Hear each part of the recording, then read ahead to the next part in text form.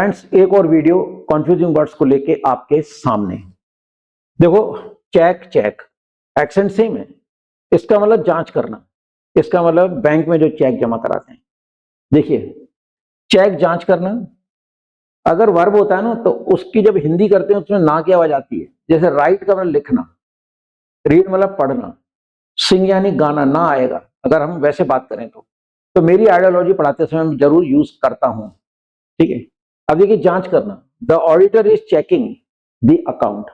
अब ना आ रहा है, मैंने बताया कि एक मेरा आइडियोलॉजी है कि कोई भी इंग्लिश का शब्द उसकी हिंदी करो, ना आ रहा है उसके अंदर तो 99.99% वो वर्ब हो। अब जांच करना काम है, the auditor is checking the account, present continuous का सेंटेंस है इसलिए आईएनजी लगा, तो ये वर्ब है तो वर्ब को टेंस के हिसाब से चेंज करना है। चेक भी हो सकता है, चेक्स भी हो सकता है, चेक्ड भी हो सकता है, चेकिंग आपके सामने है। तो वर्ब टेंस के हिसाब से चेंज हो जाता है, इसकी स्पेलिंग प्लस हिंदी दोनों आनी चाहिए। और जब सेंटेंस बनाना है, अगेन आई से कि आपको ट्रांसलेशन पे अच्छी पकड़ होनी चाहिए।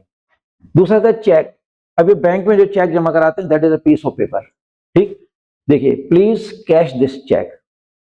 ठीक है, दिस के बाद जो भी शब्द आएगा नाउन होगा, दिस दैट दीज दोज, इनके बाद ये कहलाते हैं डिटरमिनर्स। डिटरमिनर्स करीबन 52 होते हैं। तो डिटरमिनर्स अगर आप टॉपिक पढ़ेंगे, नहीं पढ़ा हो तो मेरे फुल कोर्स के अंदर ये टॉपिक है, उसको बखूबी समझाया गया है विद एग्जाम्पल। तो देखिए, दिस के बाद जो भी शब्द आता है दैट इज 100% नाउन। तो अगर आपको ये शब्द नहीं आता है तो दिस को देख के कह सकते हैं, दिस दैट दीज दोज। इनके बाद जो भी शब्द आ जाएगा आंख बंद करके कह दीजिए नाउन है, यदि शब्द अकेला है तो। और अगर दो हैं मान लो, ठीक है ना, मतलब क्या दो शब्द होते तो पहला एडजेक्टिव दूसरा नाउन। तो यहाँ पे पढ़ लीजिए चेक जो है, ठीक है, अगर हम उस कागज का टुकड़ा माने जो हम लोग बैंक में जमा कराते हैं तो वो नाउन है, राइट। तो प्लीज कैश दिस चेक। वैसे चेक का मतलब रोकना भी होता है, CHECK। अगर हम इस स्पेलिंग की बात करें तो रोकना भी है कि आप चेक करो।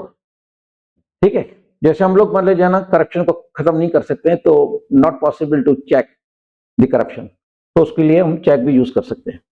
एनीवे, नेक्स्ट आता है साइट। साइट एक्सेंट सेम है पर इसका मतलब जगह, इसका मतलब नजर। देखिए, this is a good site for building A school. आप स्कूल बनाना चाह रहे हैं, होटल बनाना चाह रहे हैं, तो कोई जमीन देख रहे हैं तो आपका आपने सर्वे किया कि हाँ ये जमीन स्कूल के लिए या जैसा भी है उस चीज के लिए ये बिल्कुल फिट है, तो this is a good site for the building for a school और वटएवर। तो इसका मतलब जगह, अब जगह एक चीज हो गई तो आप कॉन्फिडेंटली यहाँ पे एंड लिख देंगे, नाउन है। साइट का मतलब नजर, his I site is weak. अब साइट भी नजर है, नजर भी तो कोई चीज है। इसलिए क्या होता है कि जो पार्ट्स ऑफ स्पीच नाम का टॉपिक है जिसमें noun, pronoun, verb, adverb, right, verb, adverb, adjective, preposition, conjunction और इंटरजेक्शन, ये 8 जो होते हैं पार्ट्स ऑफ स्पीच में आते हैं, इनका नॉलेज हमारे पास होना जरूरी है। तो his I site is weak, तो यहाँ पे मतलब साइड भी आपकी नजर, मेरी नजर तेज है तो मैं नजर की बात करूं, नजर एक चीज है, नाउन हो गया। ठीक, अब ये his I site is weak, अब इसमें इज आ गया, वी प्लस आईएनजी नहीं आ रहा है क्योंकि मेरा जो टॉपिक है उसमें जैसा मैंने कहा एक टॉपिक है जिसका नाम मैंने दिया सेंटेंस विदाउट टेंस, ये उसमें जाता है। नेक्स्ट पे देखिए कॉम्प्लीमेंट। कॉम्प्लीमेंट फर्क कहां आ रहा है, इधर आई है और इधर ई है, करेक्ट। कॉम्प्लीमेंट मतलब आदर्श या प्रशंसा करना। जैसे लिखा है give my compliments to your parents, माना कि आप गांव में रहते हैं, ठीक है, मैं आपके पेरेंट्स से मिला हुआ हूं तो मैंने कहा अच्छा गांव जा रहे हो तो आपके पेरेंट्स को मेरे रिगार्ड्स कहना। तो यहाँ कॉम्प्लीमेंट का मतलब है, ठीक है, मैंने कोई बात कही तो कई बार आपको लगा कि सर कमेंट कर रहे हो या मतलब जो है ना कॉम्प्लीमेंट है, कमेंट है या कॉम्प्लीमेंट है, वाकई मेरी प्रशंसा कर रहे हो क्या। तो अगर मैं प्रशंसा कर रहा हूं तो COMPLI, मैंने कहा नहीं नहीं ये कॉम्प्लीमेंट है, मैं आपकी तारीफ कर रहा हूं कि ये मतलब ड्रेस आपको अच्छी लग रही है, राइट, कमेंट नहीं है। और अगर आई की जगह ई करते हैं तो पूरक, है ना। जैसे परिवार के अंदर, ठीक है, wife is complement to husband and husband is complement to wife, दोनों से मिलकर घर चलता है।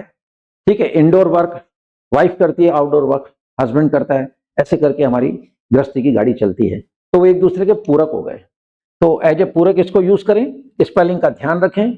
आई आता है तो रिगार्ड करना, प्रशंसा करना, आदर करना, और अगर ई आता है तो पूरक। तो फर्स्ट द थिंग इज कि आपको स्पेलिंग्स पे गौर करना है, फिर इनकी हिंदी आनी चाहिए, और फिर जब इनको यूज करें तो सेंटेंस बनाने के लिए अगेन आई से you must be very good, है ना, you must have very good perfection और मास्टरी ऑन ट्रांसलेशन। ठीक, तो आपने देखा ये गिव माई कॉम्प्लीमेंट्स, ये माई आ गया। मैंने बताया था कि पॉजिटिव प्रोनाउन के बाद जो भी आएगा दैट इज नाउन। ये पूरक है, अब है ना, this clause is complement to the, अब कॉम्प्लीमेंट माप उसकी पूरक है ना, पूरक। अब ये चला गया एडजेक्टिव के अंदर। क्लियर? तो फ्रेंड्स, एक और वीडियो आपके सामने है ये, जिसमें मैंने आपको कुछ शब्द और दिखाए जो कि कंफ्यूजिंग है, तो इनका प्रॉपर यूज करें। वीडियो देखते रहें, इंप्रूव योर इंग्लिश।